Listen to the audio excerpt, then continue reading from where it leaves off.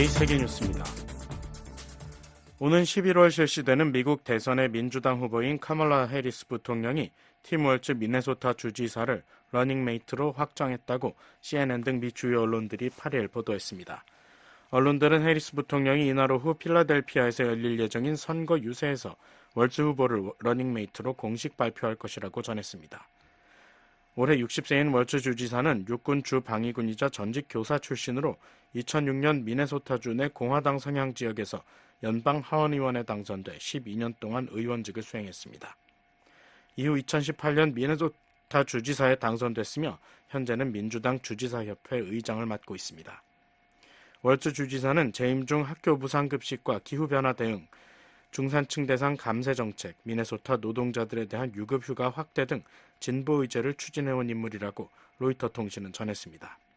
해리스 후보는 주말까지 월츠 주지사와 조지 쇼피로 펜실베이니아 주지사, 마크 켈리 연방 상원의원 등을 놓고 고심했던 것으로 알려졌습니다. 앞서 공화당 후보인 도널드 트럼프 전 대통령은 지난달 전당대회에서 JD 벤스 오하이오주 연방 상원의원을 러닝메이트로 선정했습니다.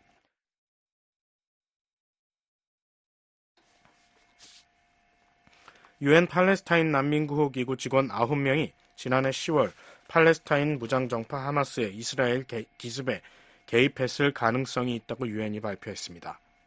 파르한 하크 유엔 부대변인은 어제 브리핑에서 유엔 내부 감독국의 조사 결과를 인용해 이들 9명이 지난해 10월 7일 이스라엘에 대한 공격에 개입했을 수 있다는 결론을 내리기에 충분한 근거가 있다고 말했습니다. 하크 부대변인은 총 19명의 관련 혐의에 대한 조사를 마쳤고 이들 9명의 해고가 확정됐다면서 공격 행위에 대한 어떠한 개입도 팔레스타인인들을 대신해 우리가 해야 할 일에 대한 엄청난 배신이라고 밝혔습니다.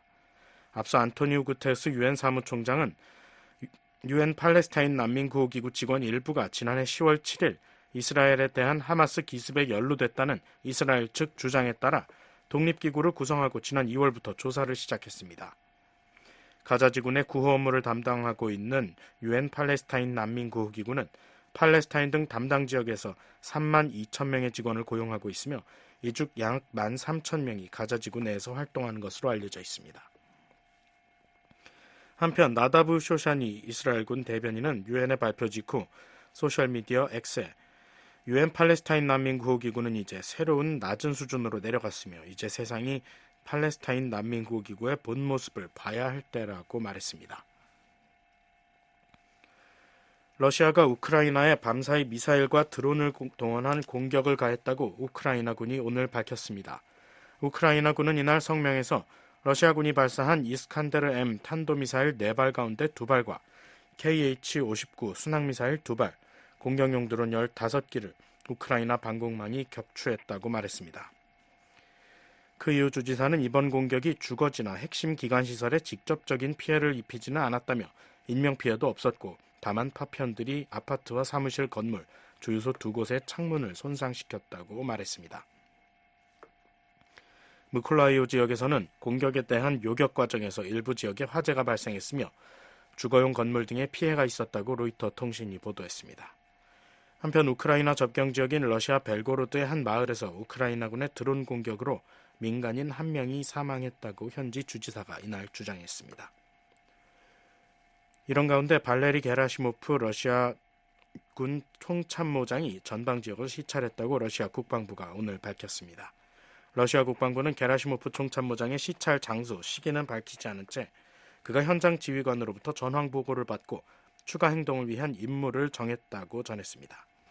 러시아는 지난 2월 도네츠크 동부 아우디우카 점령에 이어 노보셀리우카, 페르샤, 보우체, 프로레스 등으로의 진격에도 성공하는 등 우크라이나 쪽으로의 전진을 계속하고 있습니다.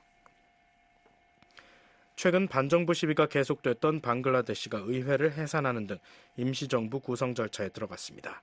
방글라데시 대통령실은 오늘 성명을 통해 군 최고 지휘관들과 각 정당 지도자, 학생 지도자와 일부 시민사회 대표와의 논의에 따라 이 같은 결정이 내려졌다고 밝혔습니다. 앞서 셰이크 하시나 전 방글라데시 총리는 어제 사임 의사를 밝히고 인도로 떠났습니다. VOA 세계뉴스 김시영입니다.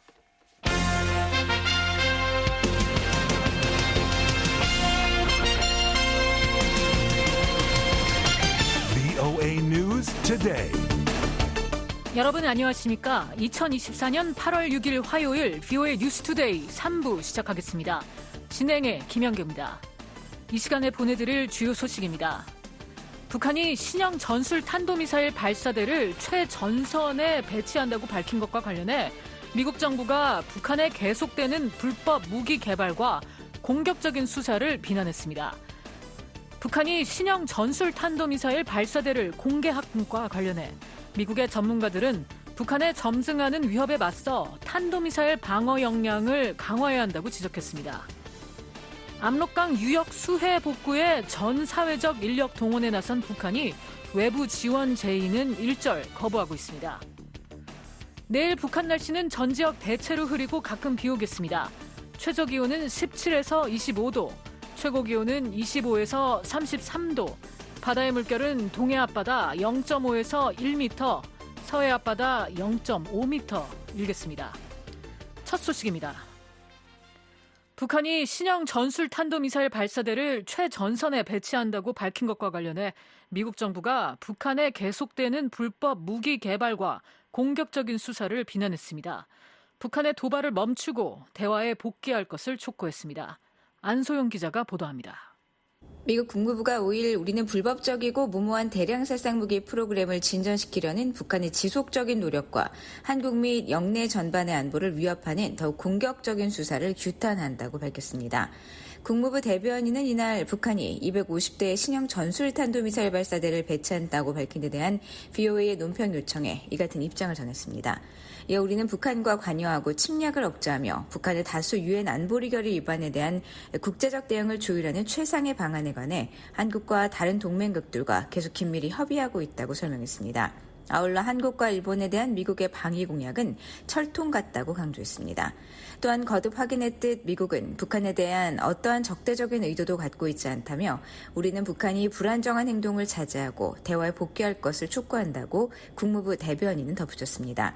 북한 대외관영 조선중앙통신과 노동당 기관지 노동신문에 따르면 김정은 위원장은 4일 평양에서 열린 신형 전술탄도미사일 발사대 인계 인수식에 참석해 연설했습니다. 김 위원장은 연설에서 미사일 발사대 250대가 국경 제1선 부대에 인도됐다며 압도적인 공격력과 타격력을 우세 그리고 화력 임무 공간 다각화 실현을 언급하고 특히 전술핵의 실용적 측면에서도 효과성을 제고하게 됐다고 강조했습니다. 로버트 피터스 헤리티지 재단 핵 억제 및 미사일 방어 연구원은 이날 VOA와의 통화에서 북한이 한꺼번에 미사일을 발사하면 한국의 미사일 방어망을 압도할 수 있다면서 때문에 한 번에 1000개의 미사일을 발사할 수 있다면 높은 정확도나 신뢰도가 필요치 않다는 것이 문제라고 말했습니다.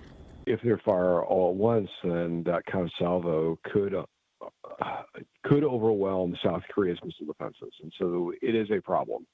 They don't need to be super accurate. 피터스 연구원은 미국과 한국이 북한의 위협에 맞서 방공 역량을 추가해야 한다면서 요격기의 수뿐만 아니라 요격기 포대도 추가해야 한다고 덧붙였습니다.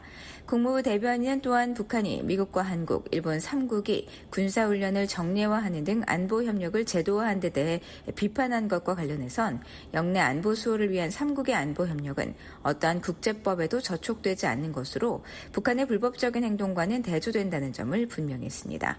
이 대변인은 우리가 한국, 일본, 양국 및 3국 간 군사훈련을 오래전부터 실시해온 것은 군사 대비태세와 영내 안보를 유지하기 위한 것이라며 이는 북한의 탄도미사일 발사 및 기타 활동과 달리 유엔 안보리 결의에 의해 금지되지 않았다고 말했습니다.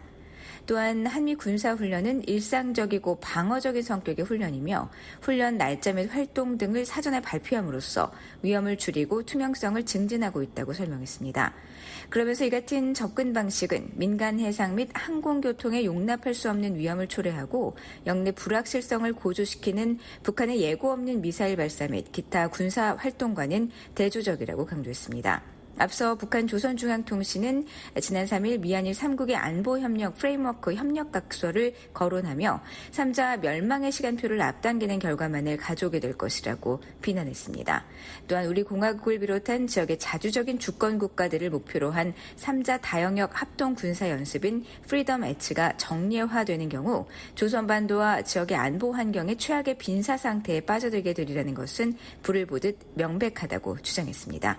한편 이날 매튜 밀러 국무부 대변인은 브리핑에서 북한의 미사일 발사대 전방 배치와 관련한 질문에 북한의 도발 중단과 협상 복귀를 촉구했습니다. We would encourage North Korea to discontinue taking provocative and unproductive steps. 밀러 대변인은 우리는 북한의 도발적이고 비생산적인 조치를 멈추고 협상 테이블로 돌아올 것을 독려한다고 말했습니다. VOA 뉴스 안소영입니다. 북한이 신형 전술 탄도미사일 발사대를 공개한 것과 관련해 미국의 전문가들은 북한의 점증하는 위협에 맞서 탄도미사일 방어 역량을 강화해야 한다고 지적했습니다. 다만 북한의 실제 역량은 확인된 바가 없다는 평가와 함께 일부 발사대는 모형일 가능성이 있다는 지적도 나왔습니다. 안준호 기자가 보도합니다. 군사 전문가인 브루스 백톨 엔젤로 주립대 교수는 5일 북한이 공개한 250대의 신형 전술 탄도미사일 발사대와 관련해 한국의 미사일 방어에 매우 위협적이라고 진단했습니다. 백톨 교수는 미사일이 너무 많기 때문에 한국은 이런 유형의 공격을 한꺼번에 처리할 수 있는 미사일 방어 역량이 부족하다면서 이는 한국의 탄도미사일 방어 체계에 상당한 위협이 된다고 말했습니다. This is about ballistic missile defense, and I think these missiles are very threatening to South Korea's missile defense. 북한 대외관영 조선중앙통신은 4일 신형 전술 탄도미사일 발사대 250대가 국경선 부대들에 인도되는 행사가 평양에서 열렸다고 5일 보도했습니다. 북한 매체가 공개한 사진을 보면 이동식 발사대는 북한이 지난 2022년 4월부터 시험 발사에 나선 근거리 탄도미사일 CRBM 화성 11 라이 발사대인 것으로 추정됩니다. 이 미사일은 사거리가 110km가량으로 알려져 있습니다. 바퀴 6개가 달린 차량에 사각형의 발사관을 사연장 형태로 얹었습니다. 이론적으로는 250대가 동시에 가동되면 한 대당 4개씩 총 1,000개의 미사일을 발사할 수 있다는 얘기가 됩니다. 백토 교수는 확실히 북한은 지난 몇 년 동안 특히 지난 5년간 많은 미사일을 생산했다면서 이를 위해 러시아로부터 도움을 받았고 러시아로부터 일부 자재를 얻었을 것이라고 말했습니다. 그러면서 북한이 미사일을 생산할 수 있는 원자재와 자원을 가지고 있을 가능성이 높다고 말했습니다. Certainly, they've produced a lot of missiles over the past few years, especially within the past 5 years. I think they probably got some assistance from the Russians. 이어 탄도미사일은 요격하기가 어렵기 때문에 진정한 위협이 될 것이라며 가장 큰 위협은 북한이 이런 미사일 체계를 비무장지대 DMZ에 너무나 많이 배치하고 있다는 사실이라고 말했습니다. 또 한국은 지구상 어느 나라보다 미사일 공격 위협을 많이 받고 있다면서 탄도미사일 방어가 꼭 필요하다고 강조했습니다. 그러면서 한국은 미국이 주도하는 탄도미사일 방어 체계와 통합해야 하고 현재 보유하고 있는 것을 업그레이드하는 데 실제 돈을 써야 한다면서 이스라엘이 보유한 탄도미사일 요격 시스템인 에로우 시스템 같은 현대화된 체계를 도입해야 한다고 제언했습니다.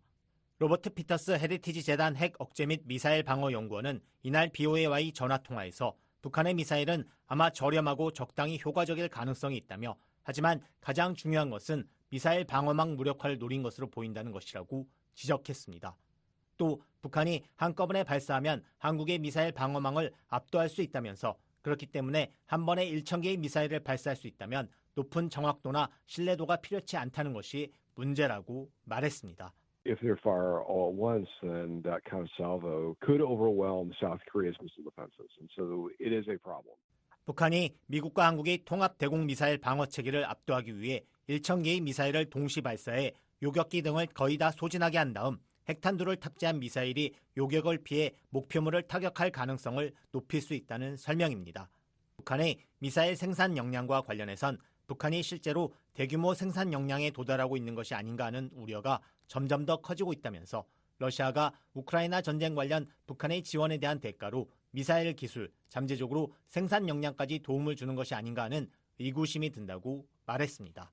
피터스 연구원은 미국과 한국이 북한의 위협에 맞서 방공 역량을 추가해야 한다면서 요격기의 수뿐 아니라 요격기 포대도 추가해야 한다고 말했습니다.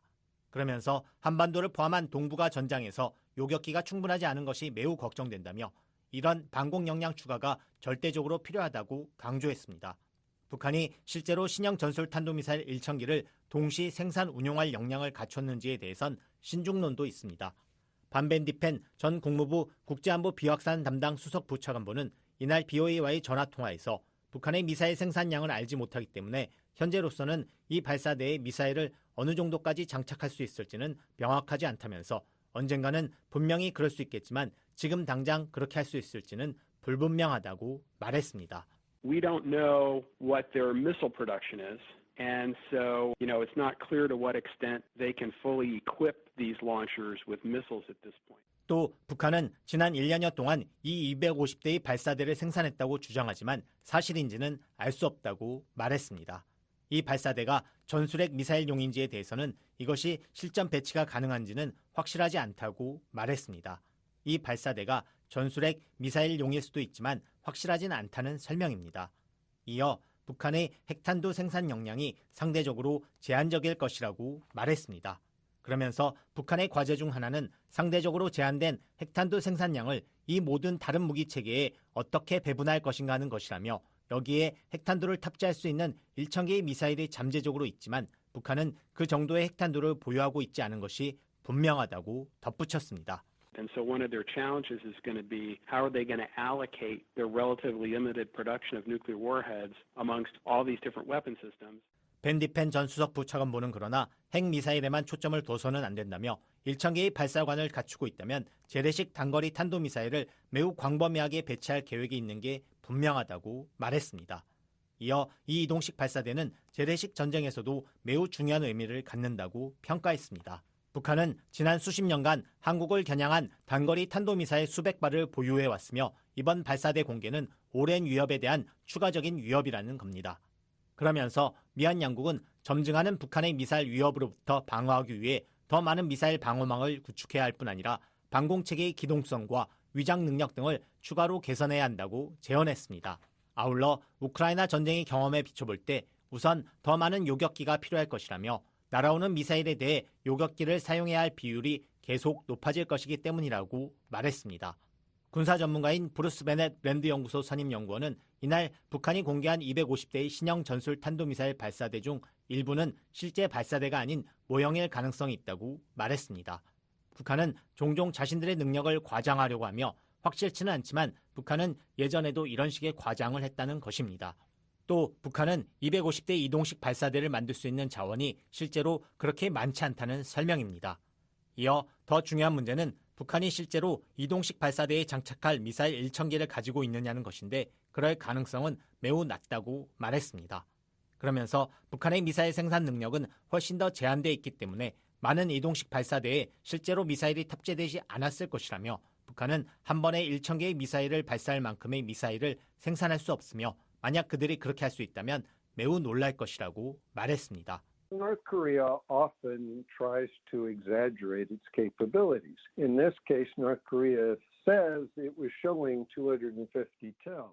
다만 북한의 미사일이 정확성 부족으로 오산이나 대구 공군기지 같은 군사 목표물에 큰 피해를 주지는 못하겠지만 서울 등 인구 밀집 지역을 수많은 미사일이 동시 타격한다면 큰 피해를 줄 수 있는 만큼 방공망을 강화해야 한다고 제언했습니다. 베넷 선임 연구원은 요격 미사일은 패트리어트 미사일 생산 비용이 비싸지만 실제 북한의 미사일이 도심에 떨어져 입을 피해와는 비교가 되지 않기 때문에 추가적인 방어망 구축은 항상 필요하다고 지적했습니다. BOA 뉴스 안준호입니다. 압록강 유역 수해 복구에 전 사회적 인력 동원에 나선 북한이 외부 지원 제의는 일절 거부하고 있습니다. 대규모 자연재해에 처해 김정은 국무위원장의 지도력을 집중 부각시키려는 정치적 셈법이 비합리적 대응을 낳고 있다는 지적이 나옵니다. 서울의 김환용 기자 연결해서 자세한 내용 알아보겠습니다. 김환용 기자. 네, 서울입니다. 네, 북한이 압록강 유역에서 발생한 대규모 수해 복구에 총력전을 펴는 양상이라고요? 네, 그렇습니다. 북한 노동당 기관지 노동신문은 6일 당 중앙위원회 제8기 제22차 정치국 비상확대회의 소집에 관한 중대 보도가 전해진 그날로부터 전당의 각급 당 조직들은 당원들의 탄원 열기로 끌어 번지고 있으며 평양시와 각 도들에선 재 지역들로 급파되는 당원 연대들이 신속히 조직 편성되고 있다고 보도했습니다. 앞서 5일엔 홍수 피해 복구 전역으로 파견되는 평양시 당원 연대 진출 모임이 평양체육관 광장에서 열렸습니다. 노동신문은 구체적인 동원 규모는 밝히지 않았지만 광장 앞을 메운 사진으로 보아 대규모 인원이 투입된 것으로 보입니다. 김정은 국무위원장은 지난달 31일 수해 현장에서 인민군 부대들과 백두산 영웅 청년 돌격대를 투입해 피해가 집중된 신의주시와 의주군의 4,400여 세대 살림집 건설을 지시한 바 있습니다. 북한이 수해 복구에 군과 청년, 당원까지 모두 동원하는 양상입니다. 그렇군요. 북한의 이런 대응으로 미뤄 수해 규모가 상당하다고도 볼 수 있겠는데요. 하지만 북한은 지금 외부 지원 제의에 대해서는 일절 응하지 않고 있죠. 네, 그렇습니다. 북한은 한국과 러시아 그리고 국제기구의 인도적 지원 제의에 사뭇 다른 태도를 보이면서도 이를 모두 거절하고 있습니다. 한국 정부 제안에 대해선 직접적인 답변은 하지 않았지만 김정은 위원장이 지난 3일 침수 지역 주민을 구출한 공군 직승 비행부대, 즉 헬기 부대 훈장 수여식 연설에서 한국을 변할 수 없는 적이라고 비난해 사실상 한국 측 제안을 묵살했다는 해석이 나오고 있습니다. 북한은 또 러시아의 제의엔 사의를 표하며 필요할 때 도움을 청하겠다고 밝혔고 국제기구에 대해선 아무런 반응을 보이지 않고 있습니다. 네, 김 기자, 북한이 이 같은 반응을 보이는 데 대해 한국에선 어떤 분석이 나오나요? 한국통일부 당국자는 6일 북한이 한국 정부는 물론 러시아 수해 지원 제안도 받지 않고 있는 데 대해 최고 지도자의 리더십에 손상 없이 위기를 돌파하려는 목표를 갖고 있는 것으로 보인다고 말했습니다. 한국 정부 산하 국책연구기관인 통일연구원 조한범 박사는 북한이 외부 지원을 받을 경우 자력갱생을 천명해온 김정은 위원장의 지도력이 타격을 받을 것이라는 우려를 하고 있는 것 같다며 이런 와중에 최근 신형 전술 탄도미사일 발사대 인계식을 벌인 것도 자력갱생 논리를 유지하기 위한 무리한 행보였다고 평가했습니다. 외부의 지원을 받게 되면 250대의 전술 탄도미사일 발사대를 대량으로 제작을 해서 군에 인수인계하는 그런 식을 거행할 수가 없죠. 만일에 그러면은 한쪽에서 그럴 돈으로 피해 방지나 이런 게 나오는 거거든요. 그러니까 김정은 위원장 머릿속에는 어떠한 희생이 있어도 자기 그림대로 간다. 지금 벌써 위대한 김정은 시대라는 표현이 계속 나오고 있거든요.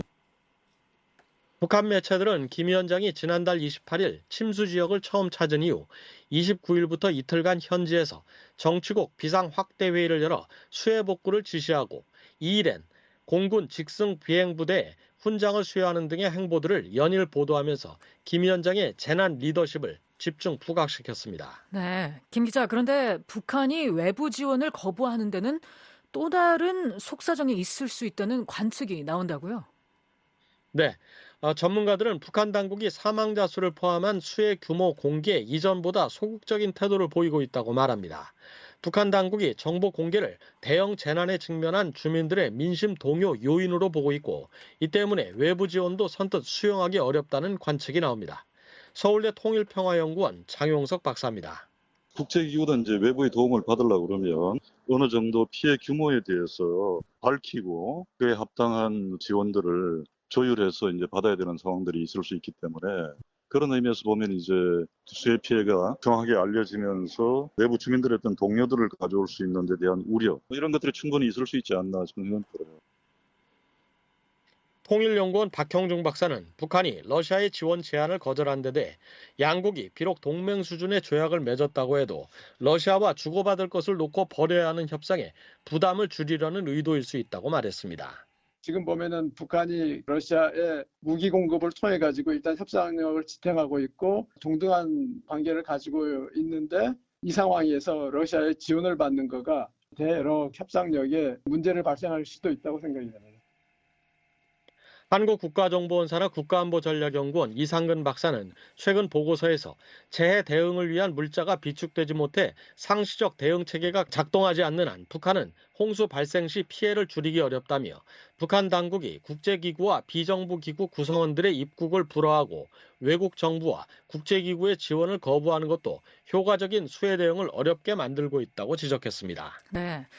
압록강을 국경으로 공유하고 있는 중국은 북한의 이번 홍수 피해에 어떤 반응을 보이고 있습니까? 린젠 중국 외교부 대변인은 지난달 31일 정례 브리핑 이후 기자와의 추가 문답에서 전통적 우호 이웃 국가로서 중국은 희생자 가족과 이재민들에게 위로를 표한다고 말했습니다. 전문가들은 중국의 이런 반응을 러시아와 비교하면서 냉랭해진 북중 관계의 한 단면을 보여준 게 아니라는 관측을 내놓고 있습니다. 러시아의 경우 블라디미르 푸틴 대통령이 직접 김정은 위원장에게 위로 서한을 보냈고 인도주의적 지원을 신속히 제공할 용의를 밝혔기 때문입니다. 김정은 위원장은 푸틴 대통령 제안에 자력복구 의지를 밝히며 정중하게 거절하면서 러시아를 가장 진실한 벗들이라고 표현했습니다. 경남대 극동문제연구소 이물출 교수입니다.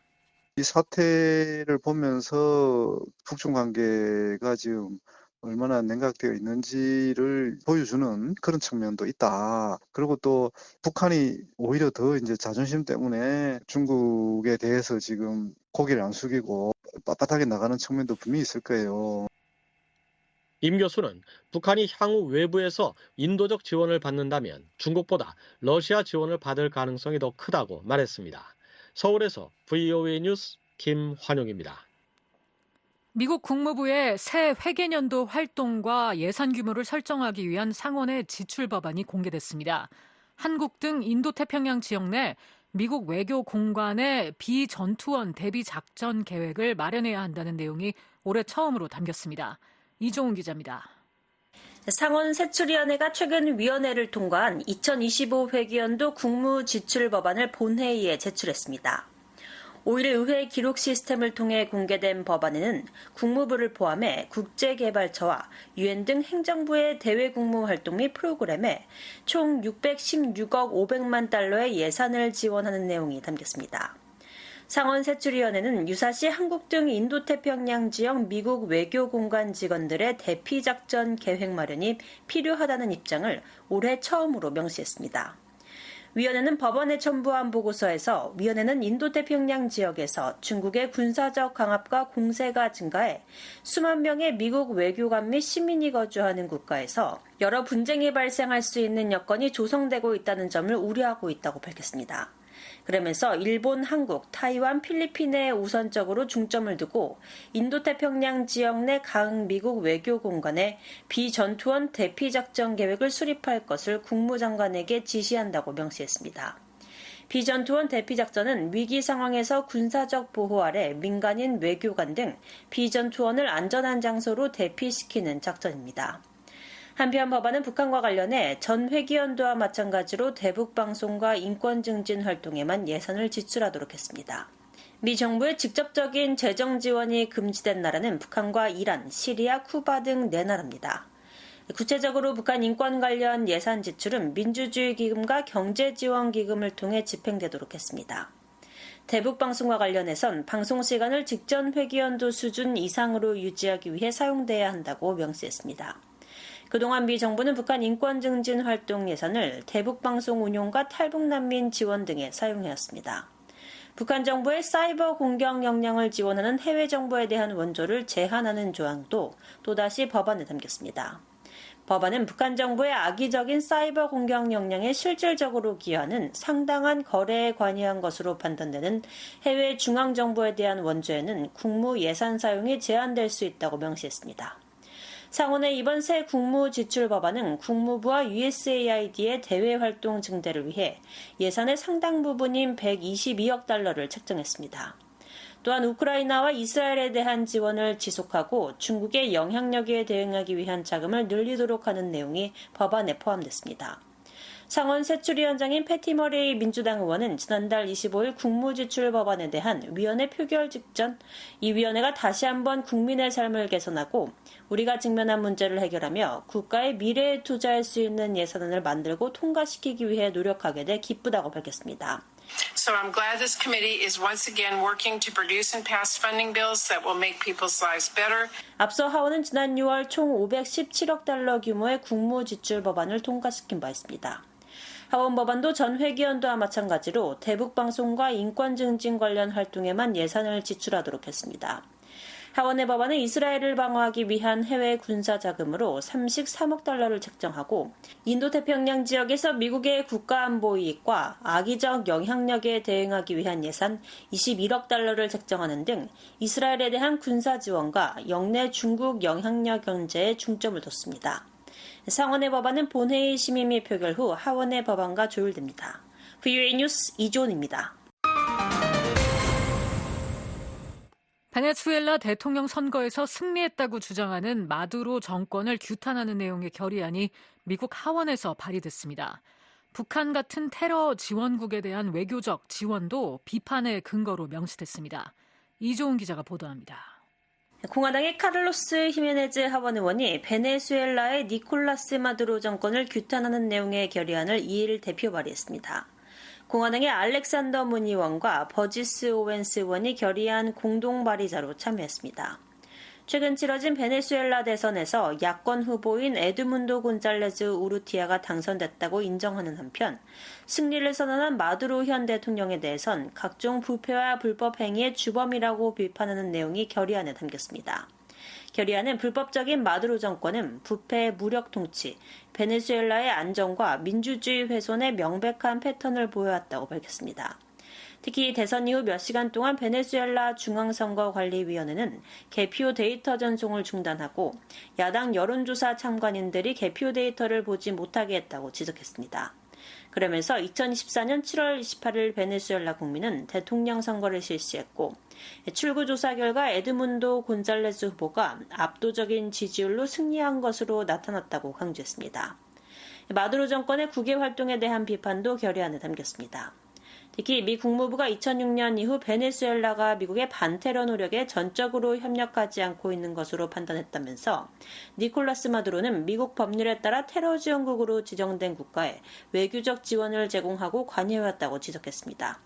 그러면서 북한 등에 대한 외교적 지원을 근거로 들었습니다. 마두로 정권은 북한의 대사관을 설립하고 북한이 베네수엘라에 유사하게 대사관을 세울 수 있도록 허용했다는 겁니다.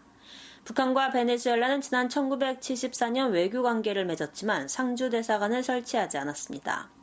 이후 2015년 베네수엘라 수도 카라카스에 북한 대사관이 먼저 개설됐고 이어 2019년에 평양 주재 베네수엘라 대사관이 문을 열었습니다.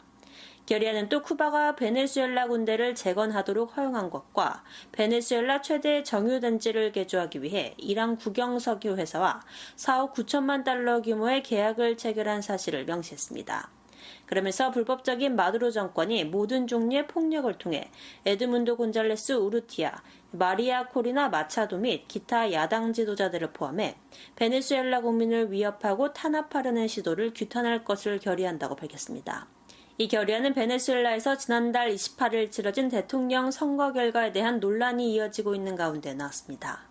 베네수엘라 선거관리위원회는 이날 대선 종료 6시간 만에 마두로 현 대통령이 승리했다고 선언했지만 야권은 물론 국제사회에서도 선거 결과에 대한 독립적 검증이 필요하다는 목소리가 이어지고 있습니다.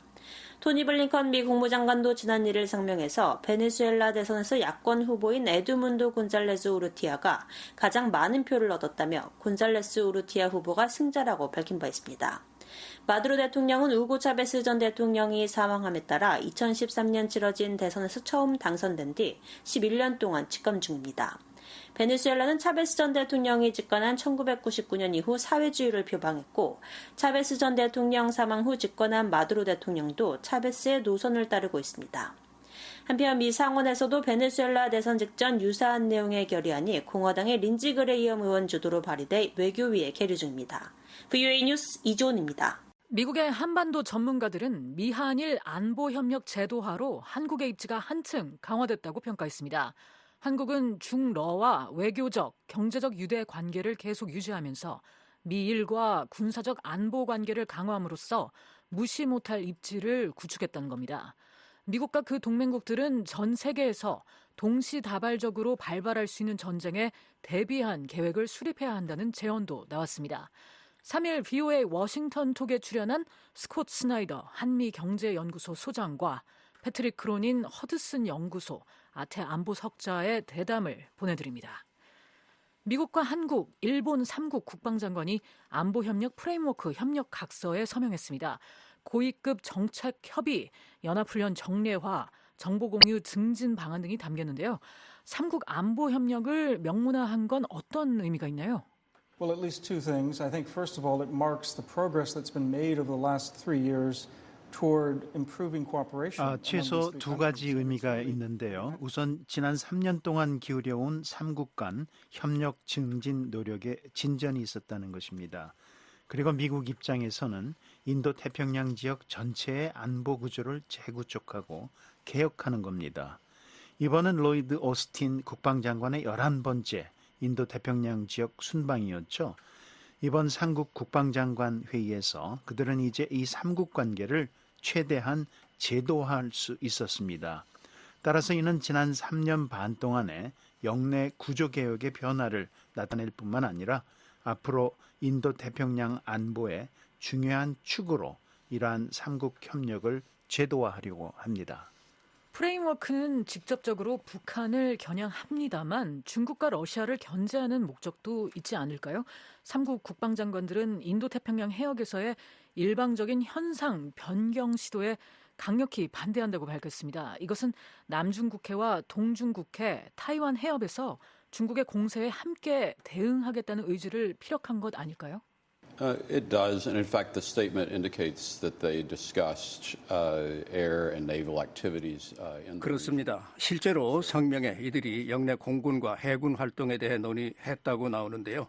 제도화를 통해 남중국해 활동과 관련된 성명에 대한 조율된 접근이 강화됐습니다. 네. 이 안보 프레임워크가 러시아와 중국을 견제하려는 목적도 있다면 일본, 미국과의 긴밀한 협력을 추구하면서도 중국, 러시아에 대해 균형 잡힌 접근을 하려는 한국의 오랜 입장을 복잡하게 하지는 않을까요? Well, I see it the opposite way. I think this actually strengthens Seoul's leverage vis-a-vis both Moscow and Beijing. 그 반대라고 보는데요. 오히려 러시아와 중국에 대한 한국의 지렛대가 강화될 겁니다. 한국은 더 진지하게 받아들여질 겁니다. 한국은 이제 한반도뿐 아니라 동중국해, 남중국해와 그 너머에서도 실제로 성과를 낼 수 있는 더 큰 동맹과 연합의 일부이기 때문이죠. 그래서 이것이 실제로 한국의 입지를 강화한다고 생각합니다. 균형에 관해서는 항상 균형이 있죠. 경제적 유대가 있고 외교적 유대가 있습니다. 그런 것들이 이 안보 협력에 있어서 균형을 잡는 지렛대가 될 것입니다. 그건 어느 정도는 중국과 러시아를 겨냥한 다른 방향의 한 축인데요. 직접적으로 그들을 겨냥한 건 아니지만 간접적으로 겨냥했다고 보겠죠. 하지만 그런 와중에도 한국은 중러 두 나라와 외교와 경제적 유대 관계를 계속 추구할 겁니다. 네. 크로닌 석자님, 하지만 중국은 특히 미국과 일본이 안보 협력을 강화한 데 대해 매우 불쾌해하는 것 같았는데요. 중국 외교부는 3국 간의 긴밀한 협력에 대한 반대 입장을 표명했고요. 한국은 이 시점에서 중국과 어떻게 좋은 관계를 유지할 수 있을까요? Well, I think that's exactly the point. I mean, the fact that China's upset shows you that this has leverage. That shows you that China cares about that issue, and that means that now Korea's got their... 그게 바로 관건인데요. 중국이 불쾌해한다는 건 이것이 영향력이 있고 중국이 이 문제에 관심을 갖고 있다는 걸 보여줍니다. 그리고 이제 한국이 그들의 관심을 끌었다는 걸 의미하죠. 한국이 중국과 직접 협상할 때 이를 활용할 수 있습니다. 이건 실제로 한국의 입지를 강화한 겁니다. 한국이 중국이나 러시아와 전쟁을 벌이는 게 아니니까요. 한국은 다만 평화와 질서, 안정을 위해서 일본, 미국과 안보에서 협력하고 있을 뿐입니다. 네. 한국이 동맹인 미국과 더 연대할수록 중국, 러시아로부터 더 대접받는다는 뜻인가요? In this case, yes. Not always. I mean, there are some cases where that might not be true. 이 경우엔 그렇습니다. 항상 그런 건 아니지만요. 그렇지 않은 경우도 있죠. 하지만 이 경우 일반적인 안보 프레임워크의 경우엔 한국에 도움이 된다고 생각합니다. 네. 미국과 일본의 동맹에도 중요한 변화가 있는데요. 양국이 2+2 외교 국방장관 회의 개최 이후 미국은 주일미군의 통합군 사령부를 창설하겠다고 발표했습니다. 타이완도 포함될 수 있는 영내 비상사태에 대응하기 위한 전투 사령부를 만들겠다는 목적인데요. 스나이더 소장님, 만약 한국에 비상사태가 발생하면 미국과 일본이 공동으로 작전을 수행하는 건가요?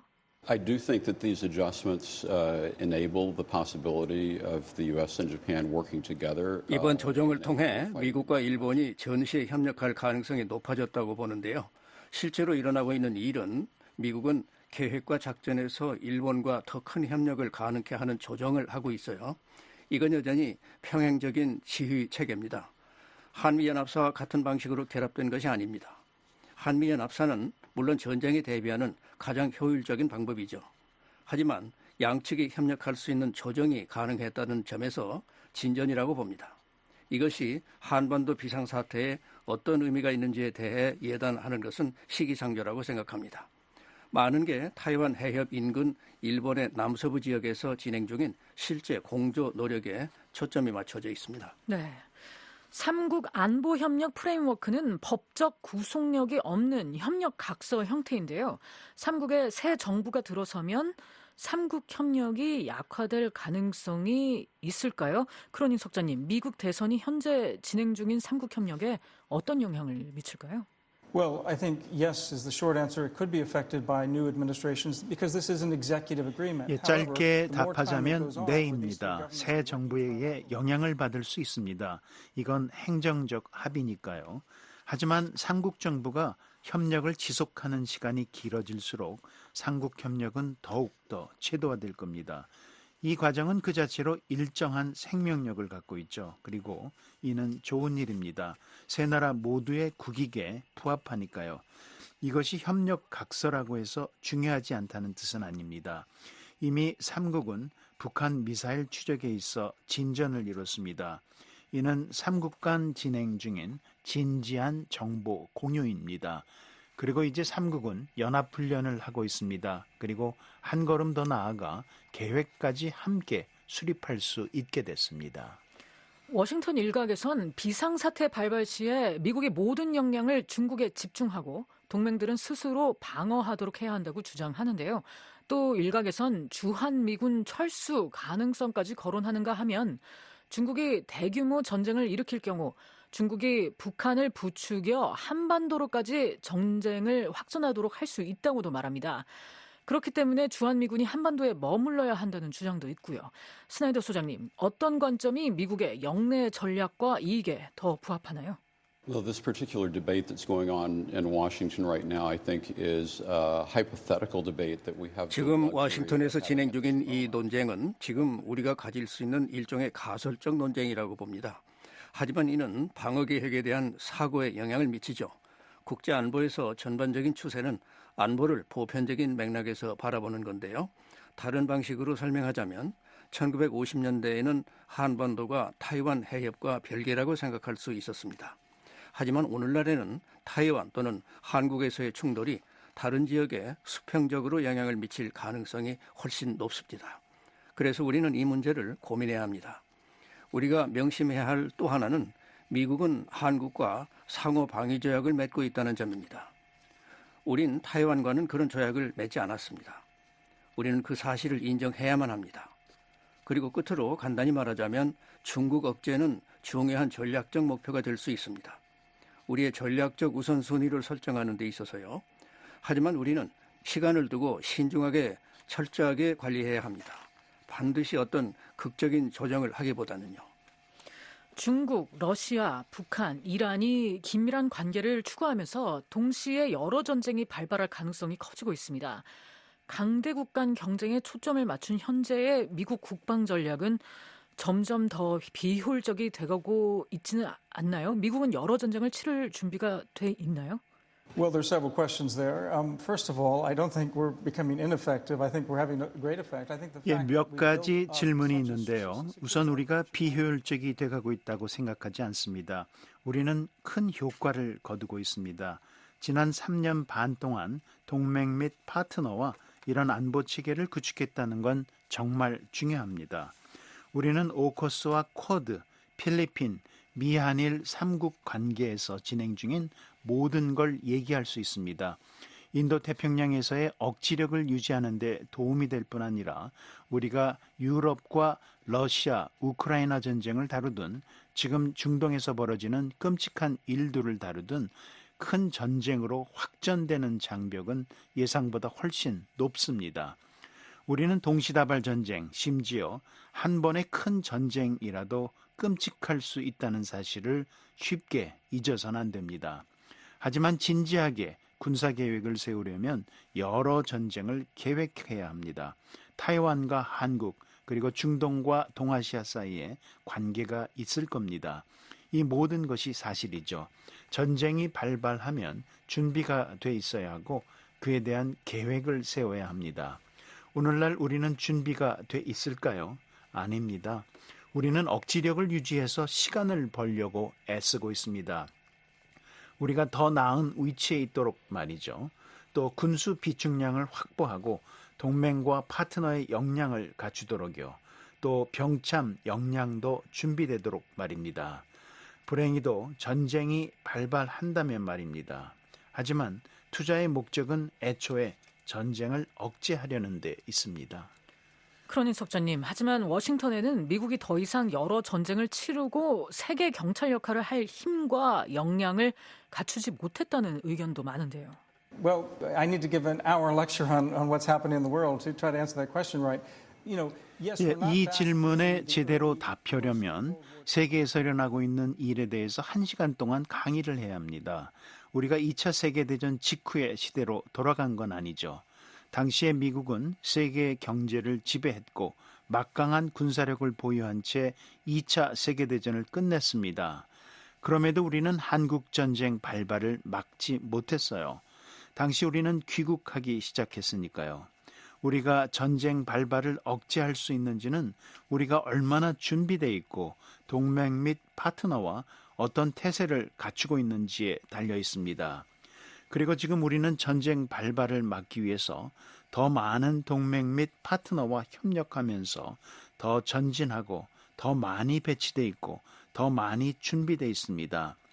지금 우리가 자력으로 전쟁을 치를 자원이 있을까요? 아닙니다. 없습니다. 그래서 동맹과 파트너가 매우 중요한 겁니다.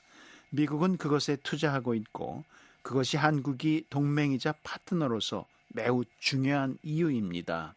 한국의 방위산업을 포함해서 말입니다. 한국은 기본적으로 민주주의의 병기창으로 올라섰으니까요.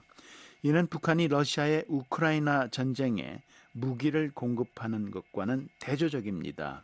이것은 미국이 11월 선거를 치르면서 다시 생각할 수 있는 진정한 기회입니다. 누가 당선되든 그들은 군사태세를 검토하고 추가 변화 여부를 생각할 겁니다. 하지만 지금 우리는 전쟁 발발을 억제하고 있습니다. 우리는 동맹 및 파트너와 협력하고 있고 마침내 우리가 필요로 하는 산업 역량에 재투자하고 있습니다. Can I just add a comment to that? I'm not sure that in today's world we can really pursue an approach of peace. 제가 한마디 덧붙여도 될까요? 오늘날의 세계에서 동맹국이 없다면 힘을 통한 평화를 진정으로 추구할 수 없다고 생각합니다. 이것이 오늘날 우리가 직면한 상황의 엄연한 현실입니다. 네, 스나이더 소장님, 북한 주재 중국 대사가 북한의 정전협정 기념식과 평양에서 열린 반미 집회에 불참했습니다. 중국이 이런 주요 행사에 불참한 건 이례적인데요. 중국은 또한 중국 내 북한 노동자들의 송환을 요구하고 지난 5월에 다롄에 설치된 시진핑 주석과 김정은의 발자국 동판을 제거했다고 알려졌습니다. 중국과 북한 관계가 소원해지고 있다고 보세요? 북한과 러시아의 관계가 영향을 미쳤을까요? Yeah, these are really interesting and, from my perspective, unanticipated developments in the North Korea-China relationship. 네, 정말 흥미로운데요. 북중 관계에서 예기치 못한 상황입니다. 특히 수교 75주년이 되는 해에 말이죠. 김정은은 분명 중국에 대한 의존에서 벗어나 다각화하고자 합니다. 그리고 러시아가 그 목적을 달성하는 수단으로 여겨질 수 있죠. 하지만 김정은은 아마 중국으로부터 그런 종류의 독립을 할 수 있다고 자신의 능력을 과대평가하고 있을지도 모릅니다. 이것이 어떻게 진행될지는 두고 봐야 할 겁니다. 중국은 일종의 냉전 경쟁에 휘말리지 않으려 하는 것 같아요. 과거 김일성이 소련과 중국 사이에 만들려 했던 냉전 경쟁 말이죠.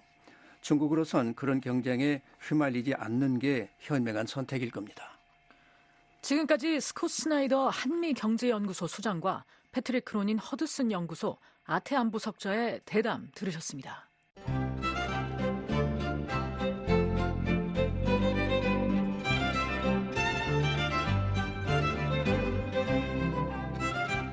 VOA 뉴스투데이 북한 날씨 알아봅니다.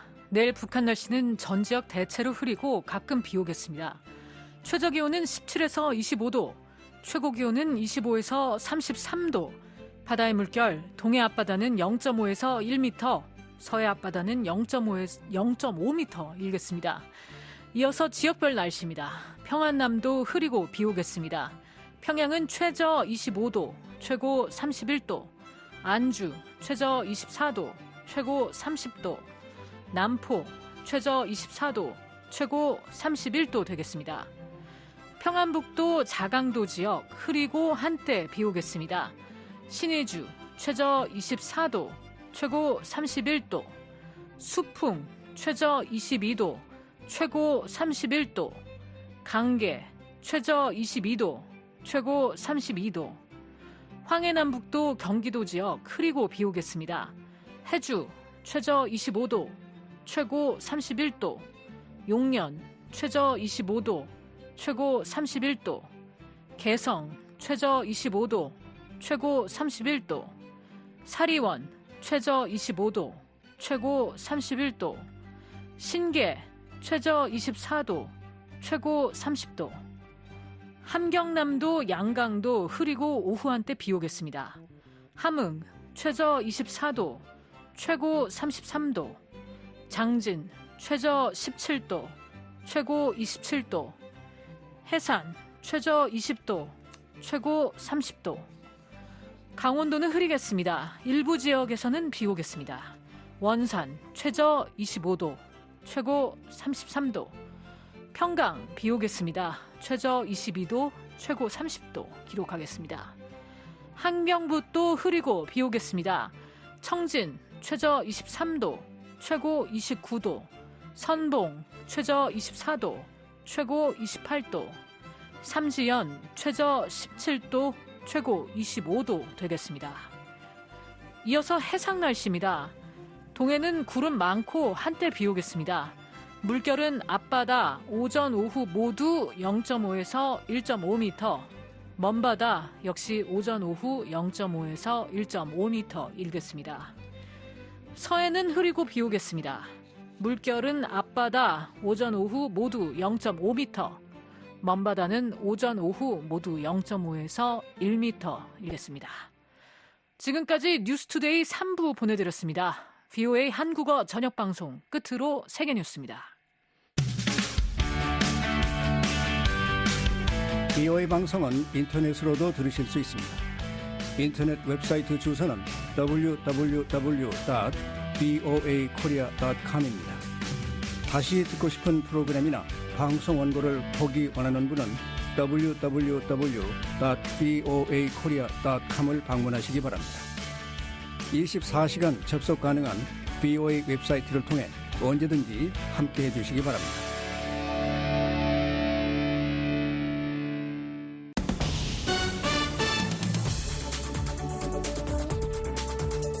VOA 세계뉴스입니다.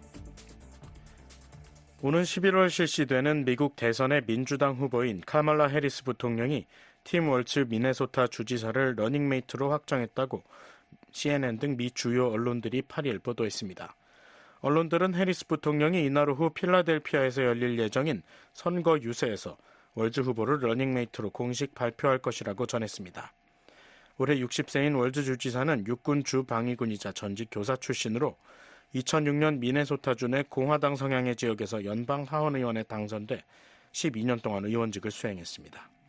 이후 2018년 미네소타 주지사에 당선됐고 현재 민주당 주지사협회 의장을 맡고 있습니다.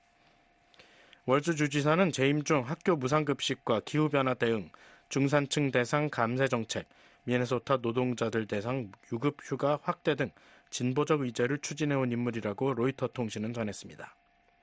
해리스 후보는 주말까지 월즈 주지사와 조시 셔피로 펜실베이니아 주지사, 마크 켈리 연방 상원의원을 놓고 고심했던 것으로 알려졌습니다.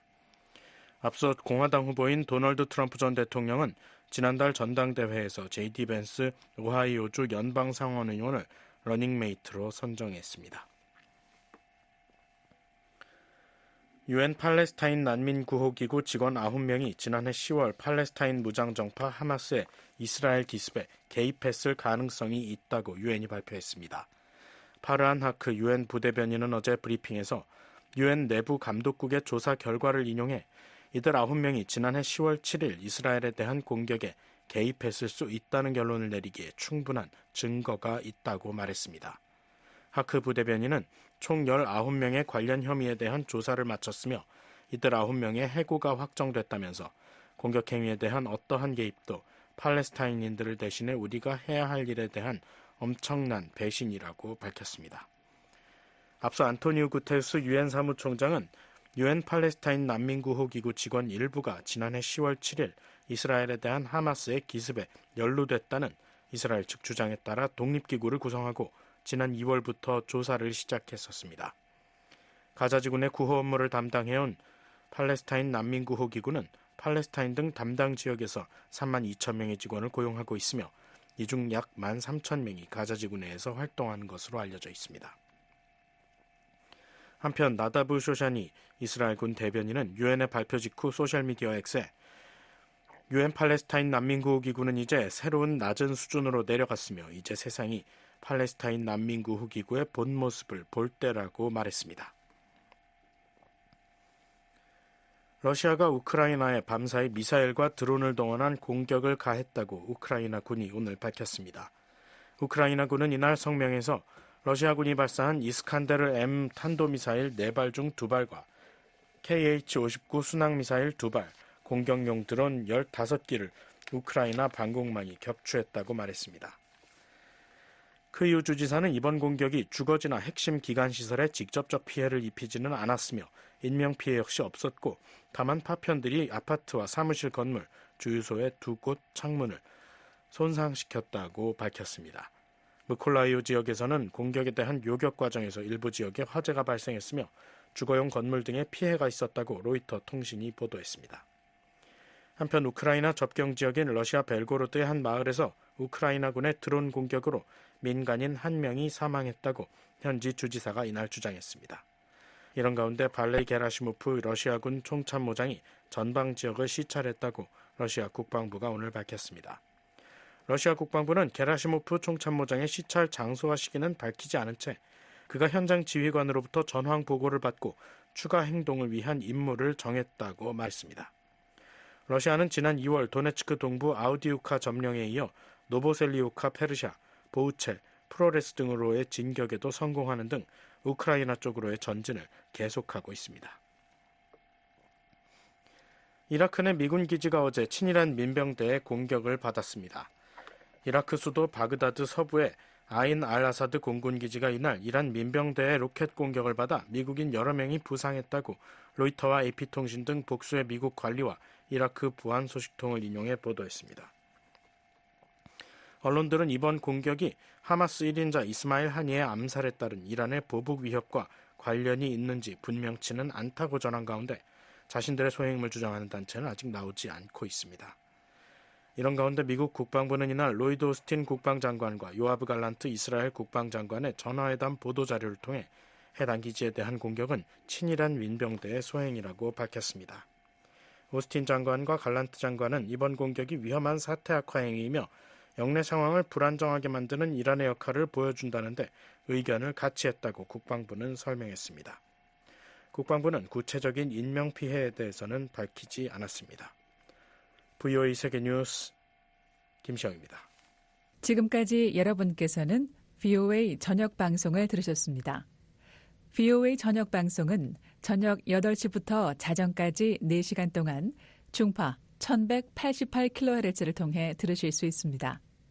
또 밤 9시부터 10시까지는 단파 9350, 9490, 12,080kHz로 밤 10시부터 11시까지는 단파 9,350, 12,045, 12,080kHz로 또 밤 11시부터 12시까지는 단파 9,405, 12,045, 12,080kHz로 청취 가능합니다. 매일 새벽 2시부터 3시까지 1시간 동안은 중파 1,566kHz로 또 매일 새벽 4시부터 6시까지 2시간 동안은 단파 5,875, 7,365, 7,465kHz로 들으실 수 있습니다. 함께해 주신 여러분 고맙습니다. 다음 방송 시간까지 안녕히 계십시오.